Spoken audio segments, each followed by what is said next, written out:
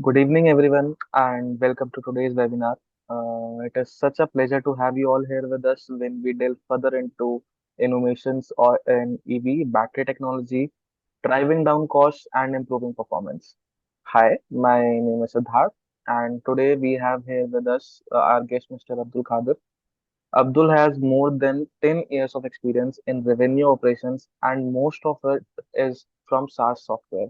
He has done his MBA from IIM Kozhikode and Bachelor's in Electronics and Communications Engineering. His interests have always been in working with new and technologically evolving industry domains such as healthcare, supply chain, AI, and ML, etc. So he has a personal drive, motivation for sustainable and greener environment, and that brings him to EV industry.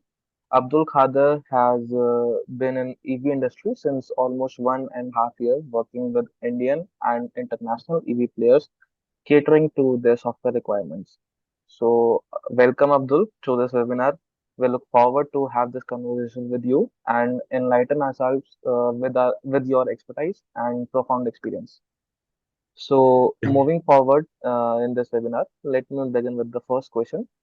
That is, how will widespread adoption of electric vehicles impact the power grid, and what challenges and opportunities does it present? Uh, Thanks a lot, Siddharth. Thanks for that introduction, and thanks for giving me an opportunity to come and talk here on the latest technologies in EV. So, there are a lot of impacts we are looking at in the power grid, and those impacts are bringing new challenges. So, I believe, challenges bring the opportunities as well. So, if we hadn't had you know challenge of communication, so during COVID, we wouldn't have gone for work from home. So that gave us an opportunity to players like Zoom to come in the market. Similarly, so we have as the EV market is evolving, the widespread adoption of EVs is happening in the market. So because the only fuel to these EVs is electricity, which is coming from directly from power grids, and there are as the number of EVs increasing on the road, so there is increase in the demand of power as well. So these EVs require charging ultimately, and then once we have a limited source of power, so we have to look at it. I mean, the major challenge would be to meeting the demands of increasing EVs. So that is the first challenge I'm looking at. And here, along with the challenges, I'll also mention what will be the opportunities along with these challenges, because I see it face to face. So challenges, increasing demand of power. So opportunities would be in the renewable sources of energy, because there are a lot of companies which are coming up with an innovative innovations in this space, uh, and there's another technology like vehicle to grid kind of technology which is coming up, and this vehicle to grid technology is also making it will also bring some revelation in meeting the demands of power and supply for electric vehicles and power grid. So second challenge, what I am saying here is, so the before the revolution began of EVs, so there was an old age grid infrastructure which was there in the places, and which has not been evolved in the uprising markets like Indian market. So these require significant changes. Okay, the grid infrastructure requires significant changes, which gives an opportunity for players in the electrical component industry, to come up with various innovations where they can bring in the IoT devices, where they can bring in AI/ML capabilities to remotely monitor and manage and optimize the grids to make it more efficient, to make it more reliable, because reliability is again a very much important factor coming to the adoption of EVs. And as trailing to the same challenge would be the load balancing and management. So load balancing and management is again a very important challenge which we have to take care of going forward, because if there is not appropriate load, and then or there is overloading or there is underloading, so then there will be those consequences will be very risky. There are softwares which are capable of remotely monitoring and managing the infrastructure remotely. Using IoTs, you can remotely monitor the EVs, the battery management systems help in understanding the health of the EVs. So all these things together will help us to dynamically monitor, manage, and make it optimize on the load balancing and management aspects. So yeah, broadly, I think these are the major challenges which we see when we talk of EV adoption and with respect to the power grid. Okay, so thank you for answering that. Moving to our next question. What role do governments and policies play in driving the growth of the EV industry, and what incentives are in place to promote adoption? Well, I should say definitely governments are playing a very important role, and they have to play an important role because this EV industry is new, at least in India and in growing markets. And consumers here are very skeptical about adoption of EV. So in these scenarios, if government comes forward and defines regulations and policies surrounding this industry, so that will actually help boosting and making a smoother transition from ICE to electric mobility, I would say. And I think this will also help government in their larger goals of achieving economic and environmental and sustainable goals which they have set for themselves. So, if I can list a few, government is already incentivizing on the purchases of EVs, which is a direct benefit to the customers or consumers, wherein FAME 1, FAME 2 kind of schemes which are coming the Indian market are boosting the sales, EV sales. And then there is also a lot of subsidized uh, energy consumption which is going in the charging infrastructures for players who are coming up with the charging infrastructures in the public domain, and where they are getting subsidized and discounted power rates. And then there is also subsidies if you are installing charging infrastructure, and there are subsidies for manufacturers in EVs. So all these, there are also tax incentives. I mean, if I talk about US market, there are also tax incentives for companies who are adopting EVs in their in their mobility system. And if I talk on incentivizing aspect, and then there will be a lot of investments and partnerships which government can do. Okay, one, they can lead by example by adopting electric mobility by themselves in public transportation. Okay, that is one space where they can work. A lot of PPP investments can be done for to promote the adoption, and then already the partnerships are going on. So there can be a lot of partnership synergies which government can look at for collaboration with already developed countries who are already moving on complete EV infrastructures. And one more investment areas would be the green OEM, green zones for OEMs, wherein they can, like, we have aero parks, we have silicon parks. So similarly, something which is which can be used by manufacturers, OEMs, in EV industry. That can be done. And these all these initiatives comes with a lot of responsibilities for government, and these require a lot of regulations in place. So regulations on the safety regulations, the most and the most top priority aspects which consumers look at, and there should be standardization in adoption of the protocols, adoption of the EVs, which is not there, and due to which a lot of confusion is there in the market.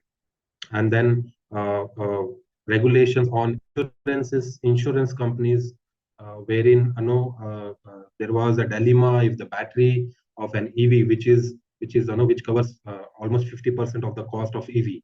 Okay, will that be covered in the insurance or not? So that was a dilemma even consumers had. So government should come forward and take a step on these kind of regulations, and already it has been in market.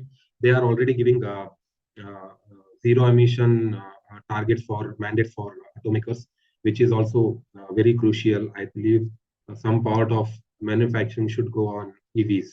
So I believe these are the few policies and regulations which play a very critical role, and simultaneously the awareness campaigns should come in place from government. A lot of funding for research and development can be done.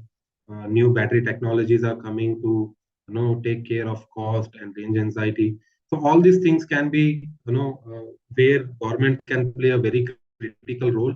To some extent, I think governments are already doing this, and it is also important that via proper channel you should reach to the uh, uh, to the holders of it.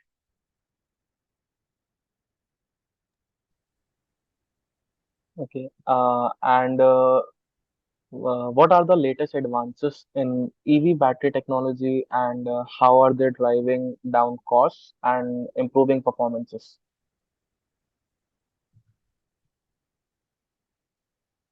Well, I think the EV battery technology is something which is continuously in development, and there is a lot of significant work which has been done on these EV battery technologies.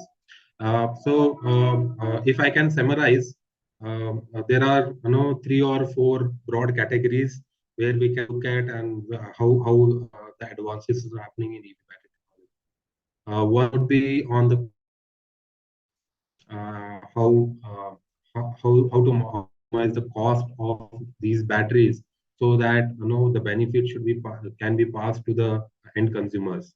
And then improvement in the capacity of the battery. I mean, smaller batteries should carry larger power capacities, so that the design combination would again matter. And then the most important and prominent part would be faster charging, because using ICE vehicles, people are habitant of refueling quickly, and then waiting for vehicles to get charged is something which people have to get to used to. So faster charging, of course, would be another area of where a lot of improvement is happening.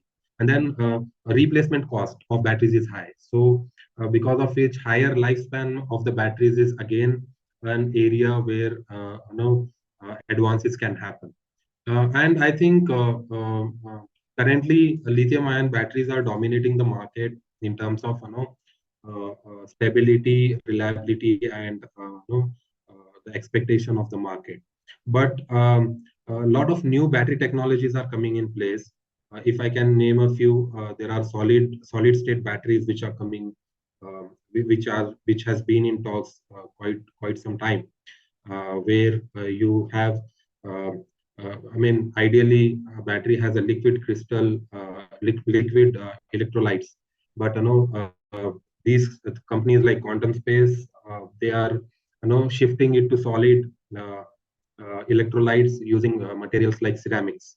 So that again makes a significant difference in the size of the battery, and it is like you are storing more power in less space. Okay, that is the significance. And then the recharging time will also increase. Reduces, which gives faster charging, and this will also increase the lifespan of the uh, batteries, wherein you don't have to replace the batteries often. So that is something.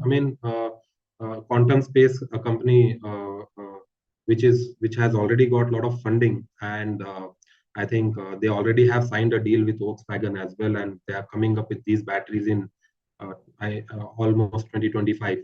So these kind of innovations are happening. There are other technologies. I mean, a lot of no chemistry is hampering around the batteries. So sodium ion batteries are coming up, and then there are lithium iron phosphate batteries are coming up.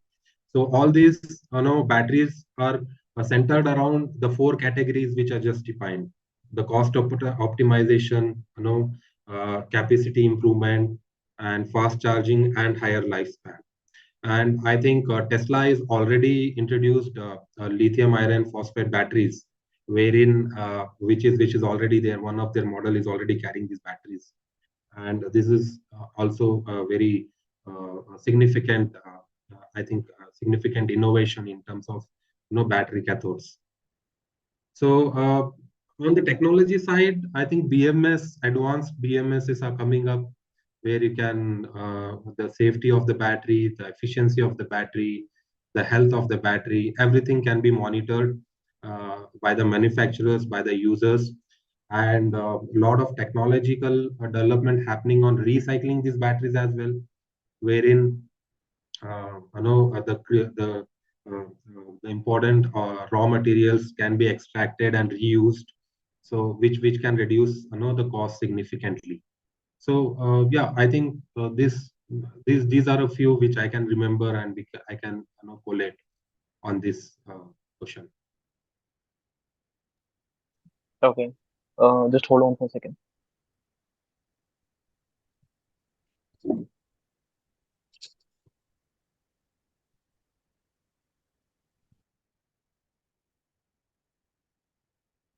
Yeah.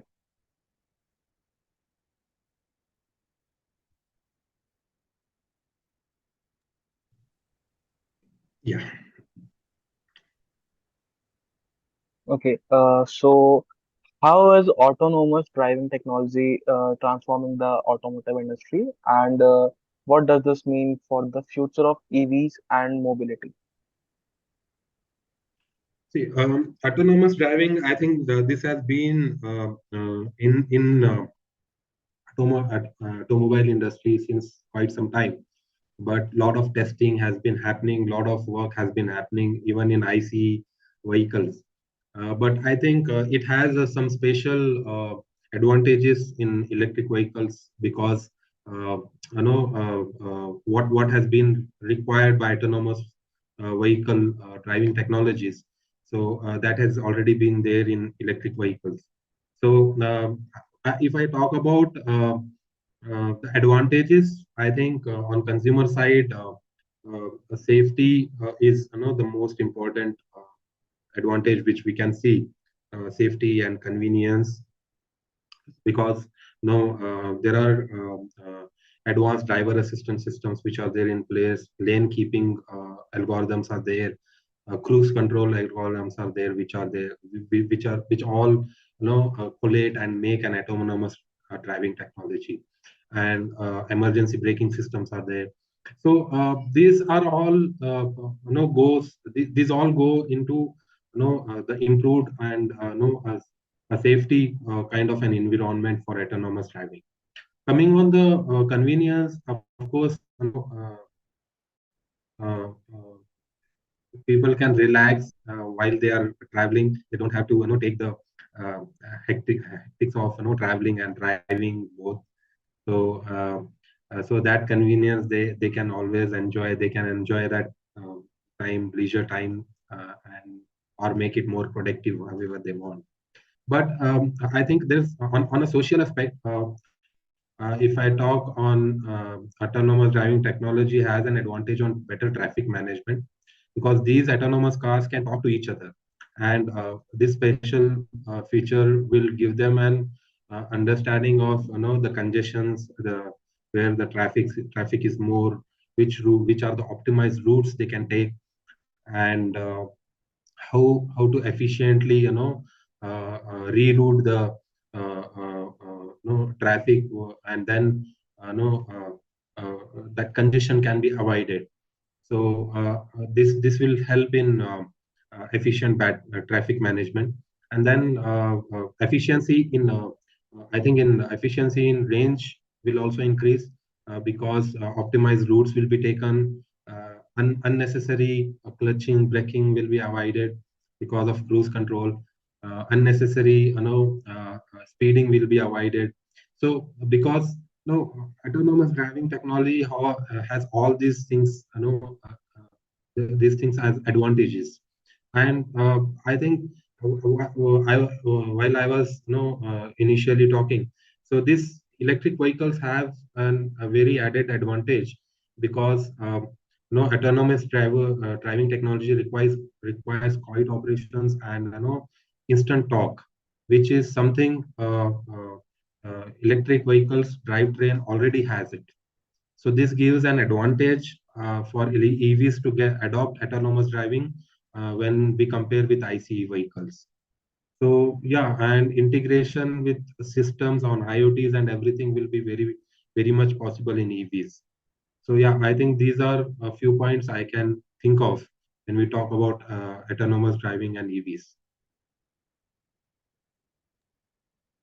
Okay. And what is the potential impact of electrifying commercial vehicles such as delivery trucks and buses on the transportation industry? See, transportation industry, if we talk about the global commercial vehicles market is, I think, almost 1.7 trillion US dollars, which I think it was recorded in 2021. But and a growth of I think it is going to be almost double by 2030. So here the significance of electrifying these vehicles is very high, because a recent study I was looking at, the report says that of the emissions, which global greenhouse emissions which are coming up from transportation, 25% are coming from these commercial vehicles or heavy duty vehicles. So which is very significant. I mean, this reduction, I mean, if any country wants to achieve their sustainability goals, then they have to electrify these vehicles first, or else if they don't electrify these vehicles, then it's very hard for them to meet that sustainability goals, the targets they have set. So I think looking at these aspects, electrifying commercial fleets like delivery trucks and buses is very significant. This is also helpful for companies in supply chain and logistic management, wherein they get a lot of efficiency in the fuel, reduced cost. When I say reduced cost not only on the fuel, cost on the maintenance of the vehicles as well, because there is no timely or periodically maintenance which you have to look at as you do in IC vehicles, oil change, uh, and changing the timing belt, everything, whatever we see in ICs. So that things can be that will reduce the operations cost significantly. Uh, Another thing is on the health benefits. A study says that there is a significant uh, effects of noise on the drivers, commuters, and even the general public, which is happening. And I think electrifying these fleets will also reduce those levels commendably, and this will also have an health benefit for electric fleet drivers, wherein they are facing these risks. So yeah, I think these are the points I can think of for now. Oh, okay. And what are different types of EV chargers and what challenges exist in building a comprehensive charging network? Okay. So this is my favorite, coming from the industry where I'm directly working in this. So see, I'll just tell you, I'll share my experience here. When I was, I just started with this industry, there was a lot of confusion. I think lots and a lot of EV users still have that confusion, which is the right charger, which is the right connector, where they should charge the vehicle. Okay, so I'll not confuse more here. I'll just broadly, I think I can broadly, in a layman language, I can divide as a AC charger and a DC charger, which are widely available. There's a broad category. And in AC charger, we have slow chargers and fast chargers. In DC chargers, we have fast chargers and rapid chargers. Okay, so there is a lot of confusion here. But if we understand correctly, there is the factors which are driving these chargers are the power ratings. Okay, what are the power ratings these chargers are? The nature of the current, it is AC or DC. What are the power ratings? It is a 3.7 kilowatt or 7 kilowatt or 22 kilowatt or 50 kilowatt. So different power ratings are there on which these chargers are defined. And then what are the usage of these chargers? Okay, chargers used for home charging, overnight charging, chargers used for commercial community charging, I would say, wherein you have a commercial office space or an apartment. So there the requirement would be slightly different. And then fast charging requirement, which will be generally in public places, parking malls or highways. And then ultra fast charging or rapid charging, I would say, which is required again on highways or larger fleets like buses and trucks. So if we understand them correctly, so a slow charger has like 3.7 kilowatt to 7 kilowatt capacity of power rating, which is commonly used for home charging, overnight charging, and the connectors generally used are ICE connectors, industrial sockets. So these are the first, we call it, I think in industry language, we call it as a level one chargers. Level two chargers are those chargers which are used in community or a group charging kind of a place where you have an apartment, a commercial building, an office space where you are parking for 4 hours, 3 hours kind of a timeline. Okay, so then these power ratings start from 7.2 kilowatt to 22 kilowatt, single phase to three phase current is can be possible here. And then the connector types are, I think now it has been standardized to type 2 connectors. Earlier, all the players were coming up with their innovative connector types, like a different set of connector types which were still confusing. But now it has been standardized to Type 2 connector. In DC charging, we have range starting from, I think, 50 kilowatt going up till 100 kilowatt for fast chargers. For ultra fast rapid chargers, it is it is up to 350 kilowatt, where charging happens. You can charge a vehicle in 30 minutes kind of a time. So that kind of charging efficiencies are seen. And technologically, there are difference in how the charging happening. In DC charging, charging happens directly to the batteries. Okay, and then in AC charging, it will happen via the SOC. So because of which the charging is slow. Okay. Coming to the next part of the question, challenges. I think a comprehensive charging infrastructure has seen a lot of challenges. But if I can list a few, there's a huge investment requirement. Okay, that's the first challenge which has been seen. Uh, uh, and no companies are risking this and making an analysis on a future demand, because currently they are not getting anything because the market is not so evolved, especially in India. Second, I would say choosing the right mix of the charging devices. You have to install a AC charger, a DC charger, um, a slow charger or a fast charger, what type of connectors you have to install. So making a right, or I'd say choosing the right mix is again a challenge, based on what kind of public you have in the vicinity where you are creating this charging infrastructure.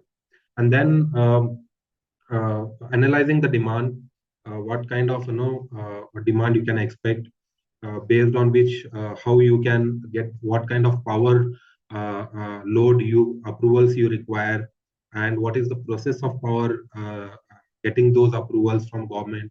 Okay, now after the state governments coming up with their EV policies, I think there is some relaxation in understanding of what documents are required, at least by the EV charging infrastructure. But earlier, that was a very a hectic process for them.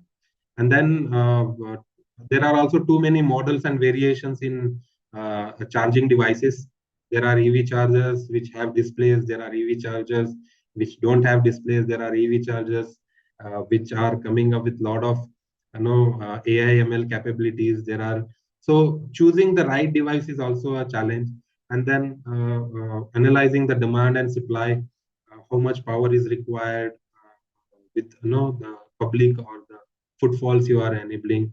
And then what are the government policies, what are the significant policies you have to take care of, what are the regulations you have to take care of.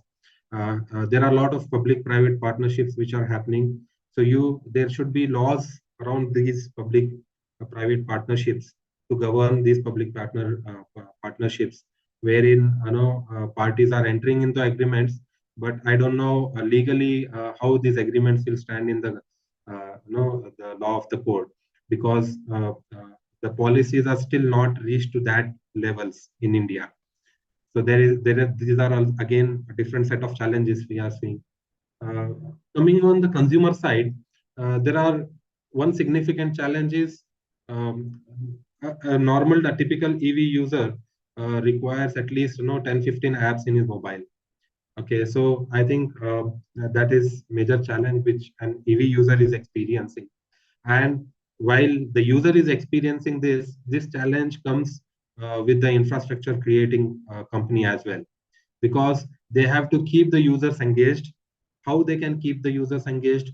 Making the networks reliable, okay, upkeeping the charging infrastructure so that public, whenever the consumer is coming to charge, so the availability of the charger should be safe. So they require proper CMS in the background, a proper live status updates on the mobile application.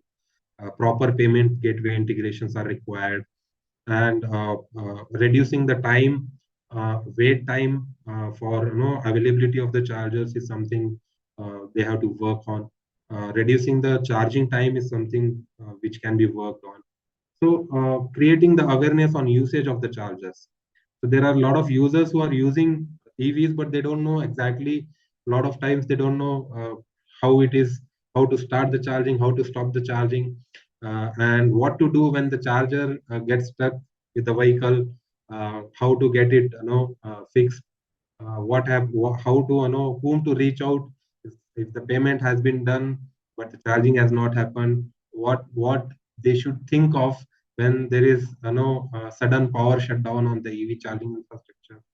So all these things, these are the challenges which should be taken care by the charging infrastructure provider.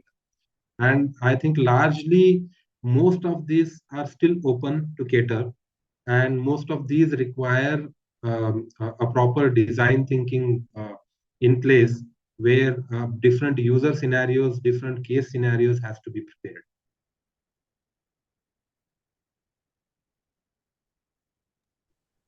Okay.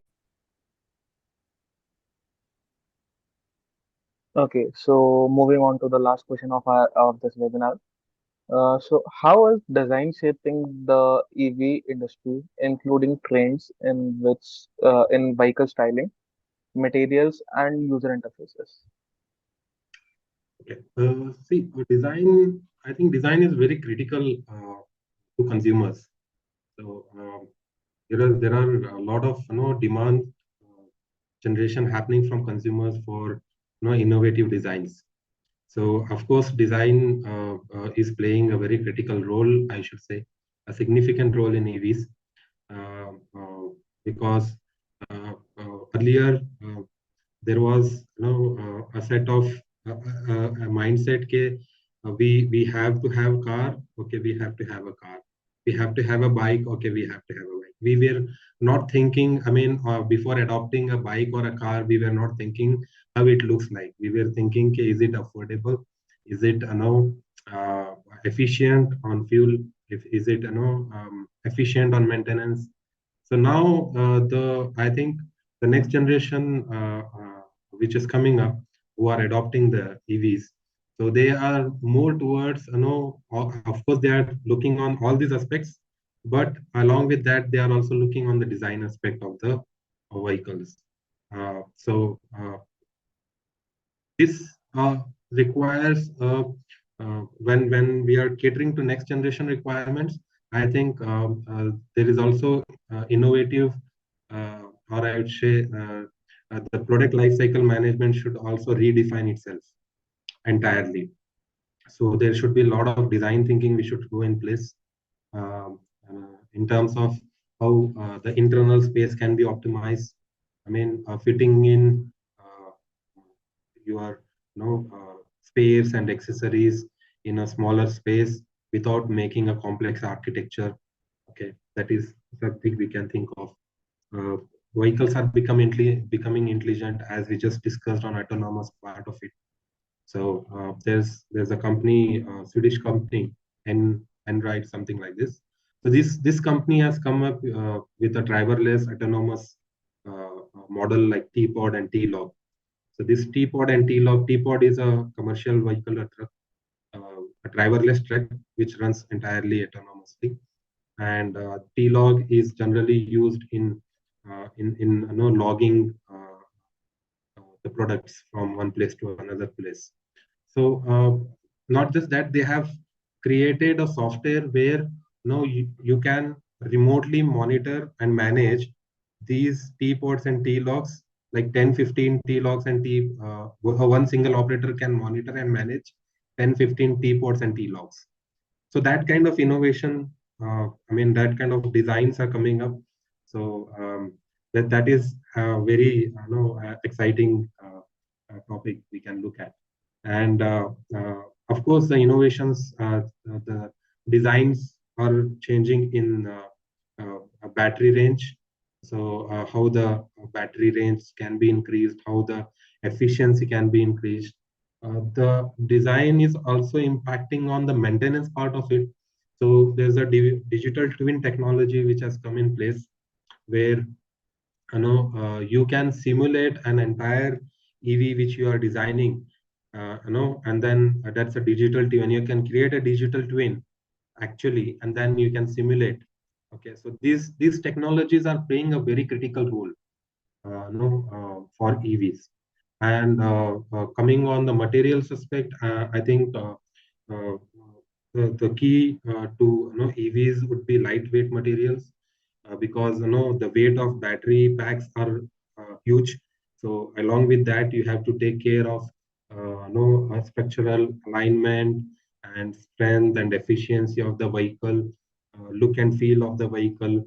So lightweight materials like aluminum, carbon fiber composites, and then high strength steels, all those are coming in picture to accommodate the special needs of EVs.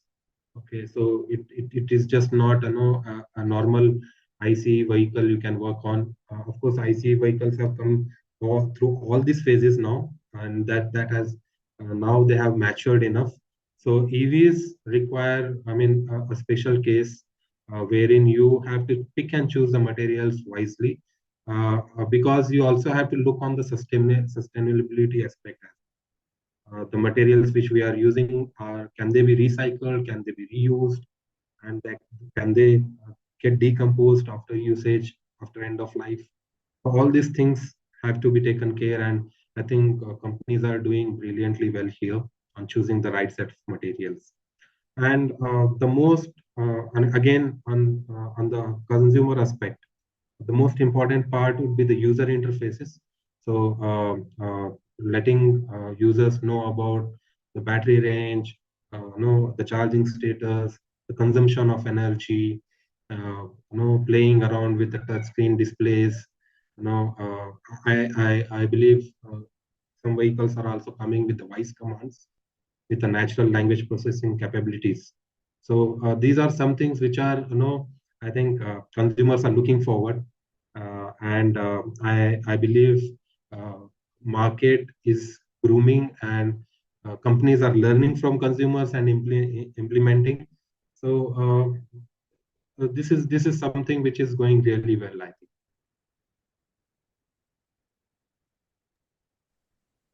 Okay, so I guess we have covered the innovations in EV battery technology for this webinar. Thank you, Abdul, for your grace presence and for this wonderful session. I would like to thanks everyone for their patience and interest for this webinar. Keep sending us your questions through LinkedIn, Facebook, Instagram, and Twitter. Thank you. Have a nice day. Thank you. Thanks a lot, Siddharth. Take care. Thank you. Thank you. It was good session. Thank you.